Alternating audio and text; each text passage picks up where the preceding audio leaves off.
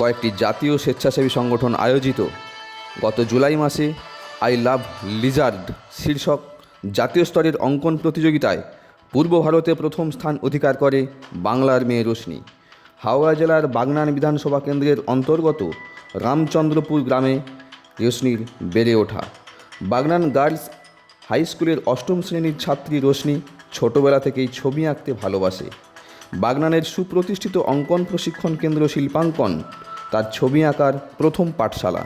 শিল্পাঙ্কনের শিক্ষক সৈকত খাঁড়ার হাতেই রোশনি মাইতির রং তুলির হাতে খড়ি। রোশনির এই সাফল্যের খবরে তার পরিবারে ও গ্রামে এখন খুশির আবহ।